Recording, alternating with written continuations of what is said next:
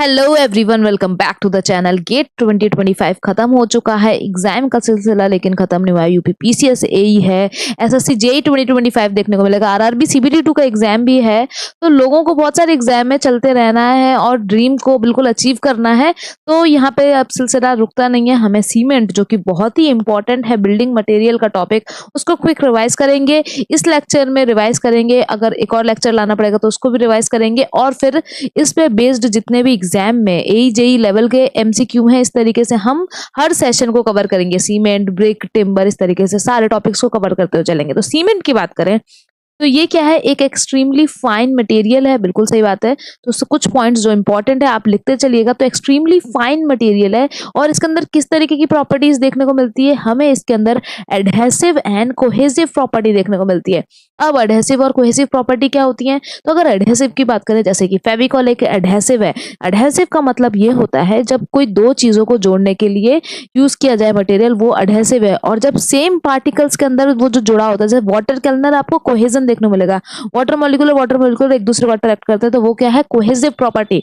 लेकिन दो पार्टिकल्स को जोड़ करने के, दो डिफरेंट पार्टिकल्स को जोड़ने के लिए जो मटेरियल यूज होता है वो होता है एडहेसिव। तो हम बात करें, सीमेंट एक फाइन बिल्डिंग मटेरियल है जिसमें अगर बात करें उसकी कोहेसिव और एडहेसिव प्रॉपर्टीज देखने को मिलती है। अगर हम बात करते हैं यहाँ पर, तो ये दो जो हमारे इंपॉर्टेंट मिक्सचर है, मतलब ये एक तरीके का मिक्सचर है जो कि कैल्सेरियस और आर्गिलीशियस मटेरियल को जोड़कर फ्यूजन किया जाता है एक हाई टेम्परेचर पे, जो कि है 1450 डिग्री सेल्सियस। तो अगर हम बात करें यहाँ पर तो बहुत इंपॉर्टेंट किस किस को जोड़ा जाता है, एक होता है कैल्सेरियस जो कि कैल्शियम कार्बोनेट या फिर लाइम हो जाएगा, तो कैल्सेरियस कंपाउंड को, और जो हमारा आर्गिलीशियस जो कि एल्यूमिनिया को कंटेन करता है, आर्गिलेसियस कंपाउंड, इन दोनों को जोड़ते हैं हम एक पर्टिकुलर टेम्परेचर पर फ्यूजन किया जाता है। वो हाई टेम्परेचर है। ये बहुत इंपॉर्टेंट है। ये सारे पॉइंट, ये इंपॉर्टेंट पॉइंट्स पूछे भी जाते हैं। वो है 1450 डिग्री सेल्सियस। अगर हम बात करें यहाँ पर, ये जुड़ने के बाद, बर्निंग होने के बाद जो प्रोडक्ट ऑब्टेन होता है उसको बोलते हैं हम क्लिंकर्स। तो जब हाई टेम्परेचर पे हमने बर्न किया तो प्रोडक्ट ऑब्टेन्ड बाय, ये सारे पॉइंट्स इंपॉर्टेंट है। तो प्रोडक्ट ऑब्टेन्ड आफ्टर फ्यूजन, जो हमारा बर्निंग पे हमें प्रोडक्ट मिलता है उसको हम क्या बोलते हैं, उन्हें बोला जाता है क्लिंकर्स बोला जाता है। ठीक है, ये सब इंपॉर्टेंट पॉइंट्स हैं और ये याद होने चाहिए। अब जब हम इसको कूल करते हैं, ग्राइंड करते हैं, तो हमें जो प्रोडक्ट मिलता है उसको बोलते हैं हम सीमेंट। ये जो हमने प्रोडक्ट, ये जो कैल्सेरियस और आर्गिलीशियस जो अमाउंट है, इन दोनों को मिलाया, फिर हमें एक प्रोडक्ट मिला जिसको हमने बर्न किया, उसे बोलते हैं हम क्लिंकर्स को हम कूल करेंगे, ग्राइंड करेंगे, तो हमको जो फाइन प्रोडक्ट मिलता है उसी को बोला जाता है सीमेंट। तो सीमेंट की ये कहानी है। ये एक फाइन बिल्डिंग मटेरियल है जो कि एडहेसिव और कोहेसिव की तरह काम करता है। कैल्सेरियस और आर्गिलिशियस कंपाउंड्स को यूज करके, मिक्स करके एक टेम्परेचर पे फ्यूज करा के हमें क्लिंकर्स मिलते हैं, उसको कूल करते हैं, उसको ग्राइंड करते हैं और फिर हमको मिलता है सीमेंट। यहीं पे अगर बात करें तो जो हमारा सीमेंट है, इसकी मैन्युफैक्चर किसने की थी, तो ये है जोसेफ। ये भी कुछ एग्जाम्स में पूछा गया है। जोसेफ एस्फेडीन ने 1824 में जो हमारा एक सीमेंट है, बेसिकली जो हमारा ये सीमेंट है, इसका मैन्युफैक्चर किया था। और ये जो है, इसका पोर्टलैंड नाम इसलिए रखा था, पोर्टलैंड सीमेंट नाम इसलिए रखा था क्योंकि इसकी जो प्रॉपर्टीज थी वो वहाँ के एक स्टोन है जो पोर्टलैंड, उसकी तरह देखने को मिला था। तो जोसेफ एस्फेडीन ने मैन्युफैक्चर किया था सीमेंट को। तो ये क्वेश्चन भी इंपॉर्टेंट है। अब हम जो इसके बारे में डिस्कस करने वाले हैं, उससे पहले एक और पॉइंट पूछा जाता है कि सीमेंट और लाइम में सीमेंट को ज्यादा क्यों प्रेफर किया जाता है। तो अगर हम बात करें तो सीमेंट इसलिए ज्यादा प्रेफर किया जाता है क्योंकि ये किसी भी कंडीशन और सर्कमस्टांसेस में लाइम के कंपेयर में ज्यादा फेवरेबल है। वहीं पे सीमेंट की बात करें तो ये जो पेस्ट है वो जल्दी सेट हो जाता है, लाइम के कंपेयर में जल्दी सेट हो जाता है। और जो हमारा लाइम और सीमेंट, इन दोनों का कलर भी डिफरेंट है, तो हम सीमेंट को ज्यादा प्रेफर करते हैं in compare to lime.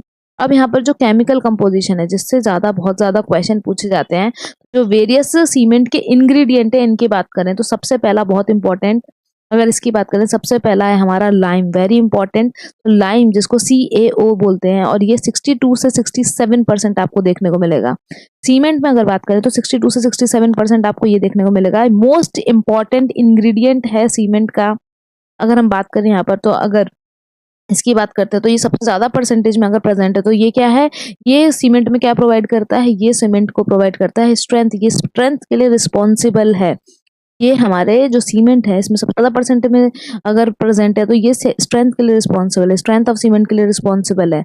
Well वहीं पे अगर हम बात करें ये अगर एक्सेस में हो गया, जो परसेंटेज गिवन है अगर इसकी जो परसेंटेज है वो एक्सेस में हो गई, ये सब पॉइंट्स पूछे जाते हैं, अगर एक्सेस में हो गई तो हमको क्या देखने को मिलेगा, अनसाउंडनेस देखने को मिलेगी। सीमेंट जो है वो अनसाउंड हो जाएगी। सीमेंट क्या हो जाएगी, अनसाउंड, मतलब सीमेंट में वॉल्यूम चेंजेस देखने को मिलेंगे, वॉल्यूम चेंजेस देखने को मिलते हैं सीमेंट में। वहीं पे अगर इसकी डेफिशिएंसी है, लाइम जो अपने परसेंटेज में जो प्रेजेंट है उससे अगर डेफिशिएंट है, तो अगर ये डेफिशिएंट है तो इस यहाँ पर क्या देखने को मिलेगा, जो सीमेंट की जो स्ट्रेंथ है वो डिक्रीज हो जाएगी, तो स्ट्रेंथ डिक्रीज हो जाएगी। तो एक पर्टिकुलर परसेंटेज में होना चाहिए, ये स्ट्रेंथ के लिए रिस्पॉन्सिबल है, एक्सेस में है तो अनसाउंड हो जाएगी हमारी सीमेंट, मतलब वॉल्यूम चेंजेस देखने को मिलेंगे। वॉल्यूम चेंज मतलब जो हमारे स्ट्रेस है उसको इफेक्ट करेगा, परमिसिबल स्ट्रेंथ जो है उसको इफेक्ट करेगा। डेफिशिएंसी है इसका मतलब क्या है, जो स्ट्रेंथ है वो डिक्रीज हो जाएगी। तो एक पर्टिकुलर परसेंटेज में इसको बना के रखना है। वहीं पे अगर हम दूसरे कंपोनेंट की बात करते हैं तो दूसरा इंपॉर्टेंट कंपोनेंट है हमारा सिलिका, जो कि 17 से लेके 23% तक प्रेजेंट रहता है और इसको हम SiO2 से लिखते हैं। वेल यहाँ पे अगर हम बात करें तो लाइम के बाद अगर कोई इंपॉर्टेंट हमारा इम्प्रूव जो इंग्रेडिएंट है, मतलब सेकंड मोस्ट इंपॉर्टेंट इंग्रेडिएंट जो सीमेंट में है वो है हमारा सिलिका। और ये क्या इम्पार्ट करता है, ये इम्पार्ट करता है स्ट्रेंथ टू द सीमेंट और सेटिंग टाइम के लिए भी रिस्पॉन्सिबल है। तो ये क्या क्या इम्पार्ट करता है, ये हमारी एक तो स्ट्रेंथ, सेटिंग टाइम और स्ट्रेंथ। तो सबसे पहले तो ये क्या इम्पार्ट करता है, ये इम्पार्ट करता है स्ट्रेंथ टू सीमेंट, और उसके बाद ये हम बात करें तो ये सेटिंग टाइम के लिए भी रिस्पॉन्सिबल है। तो अब यहाँ पर अगर ये एक्सेस में हो जाएगा, अगर एक्सेस में हो जाएगा तो हमारी सेटिंग टाइम प्रोलॉन्ग्ड हो जाएगी, मतलब डिले हो जाएगी। सेटिंग टाइम क्या है, सेटिंग टाइम जो है, तो अगर बात करें सिलिका अगर हमारे पर्टिकुलर परसेंटेज में तो वो स्ट्रेंथ प्रोवाइड करेगा, सेटिंग टाइम प्रोवाइड करेगा। लेकिन अगर ये एक्सेस में है तो सेटिंग टाइम तो इंक्रीज, ओ स्ट्रेंथ तो इंक्रीज हो जाएगी। स्ट्रेंथ तो हमारी क्या हो जाएगी, एक्सेस में है तो स्ट्रेंथ तो इंक्रीज हो जाएगी। लेकिन एक और दिक्कत देखने को मिलती है, जब ये एक्सेस में होता है तो जो सेटिंग टाइम है इट गेट्स प्रोलॉन्ग्ड, मतलब ड्यूरेशन इंक्रीज हो जाएगा। तो सेटिंग टाइम्स, ये वर्ड बिल्कुल इंपॉर्टेंट याद रखना है, स्टेटमेंट बिल्कुल ऐसे ही आता है, setting time gets prolonged, it gets prolonged. Well वहीं पे अगर हम बात करें नेक्स्ट जो हमारा इंग्रेडिएंट है वो है एल्यूमिना। नेक्स्ट इंग्रेडिएंट की बात करते हैं तो वो हमारा है एल्यूमिना। अगर एल्यूमिना की बात करें तो एल्यूमिना हमारा 3 से 8% के बीच में प्रेजेंट होता है, 3 to 8% के बीच में प्रेजेंट होता है। Al2O3 के फॉर्म में हम इसको लिखते हैं। वेल यहाँ पर बात करें तो ये जो इंग्रेडिएंट है ये क्विक सेटिंग प्रोवाइड करता है, क्विक सेटिंग प्रोवाइड करता है, ये क्विक सेटिंग प्रॉपर्टी प्रोवाइड करता है सीमेंट को। तो क्विक सेटिंग प्रॉपर्टी हमें देखने को मिलती है, quick setting property to the cement, ये प्रॉपर्टी को देता है हमारे सीमेंट के अंदर। वहीं पे अगर हम बात करते हैं, ये एक फ्लक्स की तरह यूज किया जाता है, बहुत important. It act as a flux, ये किसकी तरह एक्ट करता है, it act as a flux, flux की तरह बिहेव करता है, जो कि हमारा जो क्लिंकरिंग टेम्परेचर है उसको लोअर करता है। तो इट लोअर्स, ये क्या कर देगा, लोअर कर देगा। क्या लोअर कर देगा, क्लिंकरिंग टेम्परेचर अभी देखा था जहां पर कैल्सेरियस और आर्गिलिसियस हमारे इस पर्टिकुलर टेम्परेचर पे फ्यूज होंगे, तो वहां पर हमारा जो ऑप्टेन होता है उसको क्लिंकर्स बोलते हैं। तो इसी टेम्परेचर को हम क्या बोलेंगे, क्लिंकरिंग टेम्परेचर। तो ये एक फ्लक्स की तरह बिहेव करता है। इट लोअर्स द लोअर, क्या कर देता है, क्लिंकरिंग टेम्परेचर को लोअर कर देता है। तो क्या लगता है आपको, ये हमारे लिए अच्छी बात है या बेकार?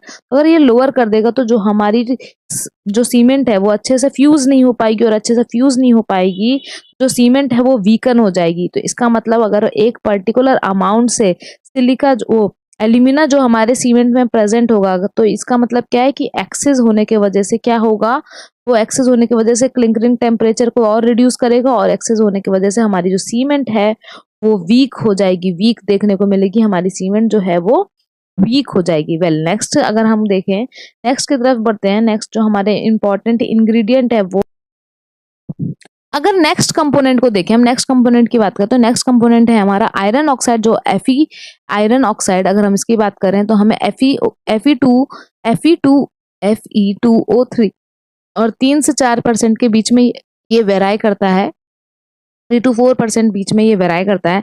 अगर हम आयरन ऑक्साइड की बात करें, आयरन ऑक्साइड की अगर हम बात करते हैं तो ये बेसिकली हमारी जो सीमेंट है उसमें कलर इम्पार्ट करते हैं। तो क्या क्या इम्पार्ट करता है, ये इम्पार्ट करता है कलर, कलर इम्पार्ट करता है, हार्डनेस इम्पार्ट करता है और स्ट्रेंथ इम्पार्ट करता है। तो ये तीनों चीज़ ही इम्पार्ट करता है, इंपॉर्टेंट है।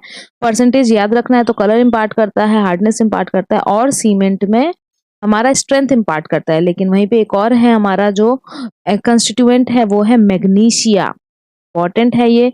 मैग्नीशिया का परसेंटेज की बात करें जिसको MgO के फॉर्म में लिखते हैं, ये मैग्नीशियम ऑक्साइड के फॉर्म में प्रेजेंट होता है। 0.1 से लेके 3% के बीच में देखने को मिलेगा। अगर इसकी बात करें MgO के फॉर्म में लिखते हैं और ये हमारा 0.1 से लेके 3% के बीच में या 4% भी ले सकते हैं। इसके बीच में इसकी परसेंटेज वेराई करनी चाहिए। यहाँ पर अगर बात करें तो ये स्मॉल अमाउंट में प्रेजेंट होता है, हार्डनेस इम्पार्ट करता है, कलर इम्पार्ट करता है सीमेंट में। लेकिन अगर ये परसेंटेज से ज्यादा एक्सेस हो गया तो ये भी अनसाउंडनेस इम्पार्ट करता है, मतलब एक्सपेंशन देखने को मिलेगा जो कि हमारी सीमेंट के लिए अच्छा नहीं है। तो क्या क्या इम्पार्ट करता है, अगर इसकी बात करें तो ये कलर इम्पार्ट करता है, हार्डनेस इम्पार्ट करता है। लेकिन अगर परसेंटेज से ज्यादा हो गया, एक्सेस हो गया, तो क्या देखने को मिलेगा हमें, अनसाउंडनेस। तो ये अनसाउंडनेस की प्रॉब्लम, अनसाउंडनेस मतलब क्या होता है, अनसाउंडनेस का मतलब है एक्सपेंड होने की लगेगी हमारी सीमेंट जो है, वहां पर एक्सपेंशन देखने को मिलेगा, जो कि एक्सपेंशन जो कि सही नहीं है। अगर हम बात करें वो अच्छा नहीं है हमारे सीमेंट के लिए, तो एक्सपेंशन देखने को मिलेगा। तो हम नहीं चाहेंगे कि एक्सपेंशन देखने को मिले, तो एक पर्टिकुलर टेम्परेचर पे, एक पर्टिकुलर परसेंटेज, टेम्परेचर बोल दिया, एक पर्टिकुलर परसेंटेज के अंदर हमें इसको रखना है। तो यहाँ पर अगर हम देखें तो मैग्नीशिया और लाइम दोनों ही रिस्पॉन्सिबल हैं, मैग्नीशिया और लाइम दोनों ही रिस्पॉन्सिबल है अनसाउंडनेस के लिए।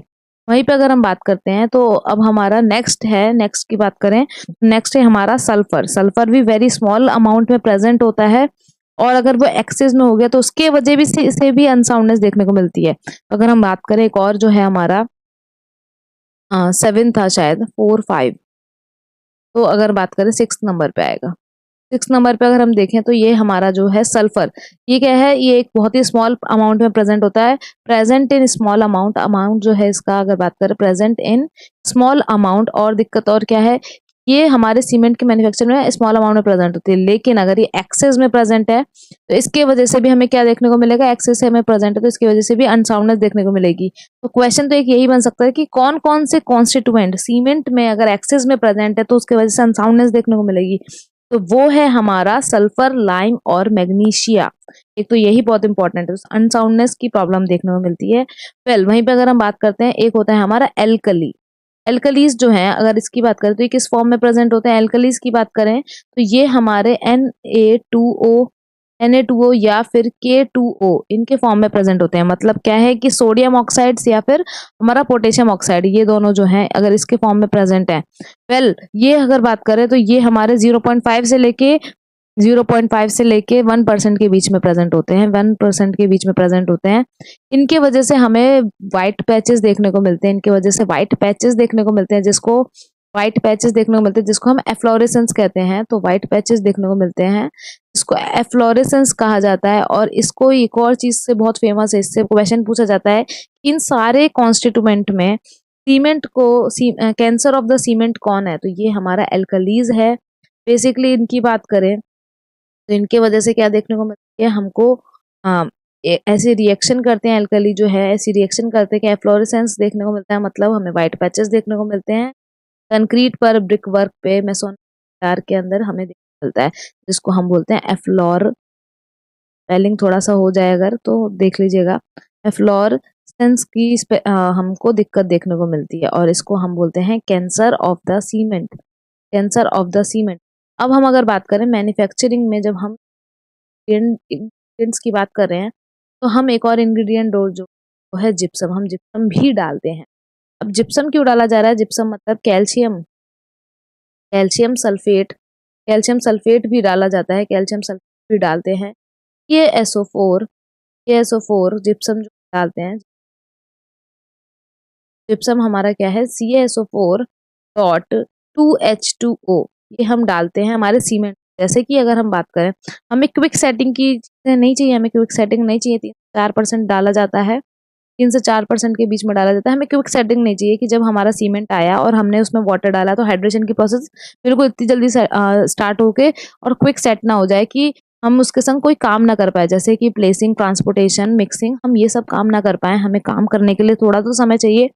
तो हम क्या करते हैं, सीमेंट जब होता है, सीमेंट की मैन्युफैक्चरिंग करते हैं तो हम उसमें सीमेंट में जिप्सम भी डालते हैं। अब ये क्या करता है, हमारा जो इनिशियल सेटिंग टाइम का मेन फंक्शन क्या है, it increases, very important, increases initial setting time. Initial setting time को जो सीमेंट है, इनिशियल सेटिंग टाइम, सीमेंट का जो इनिशियल सेटिंग टाइम है उसको क्या कर देता है, इंक्रीज कर देता है। तो it increases initial setting time of cement, बहुत ही इंपॉर्टेंट फंक्शन है।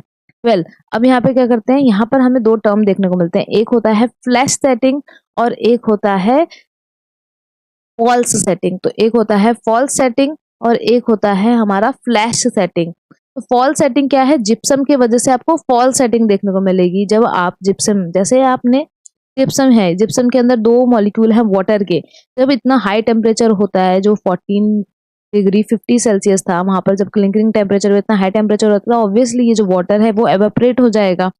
तो सबसे पहले जब हम सीमेंट के पार्टिकल्स होते हैं, मान लो ये सीमेंट है हमारा, ये जो हमारे सीमेंट के पार्टिकल्स हैं, ये सब सीमेंट के पार्टिकल्स हैं। जब हाइड्रेशन प्रोसेस करनी है, वाटर हमने इसमें डाला, वाटर जब हम इसमें डालते हैं, वाटर जब हम इसमें डालते हैं तो क्या होगा, सबसे पहले जो जिप्सम इसके अंदर प्रेजेंट है, जो जिप्सम इसके अंदर प्रेजेंट है, वो पहले वाटर टेक करता है, वो अपना वाटर जो क्रिस्टलाइजेशन का वाटर है उसको लेता है। और लेने के बाद आपको देखने को मिलेगा कि ऐसा लगेगा सेटिंग हो रही है, इनिशियल सेटिंग स्टार्ट हो गई है, प्लास्टिसिटी लूज करने लगा है।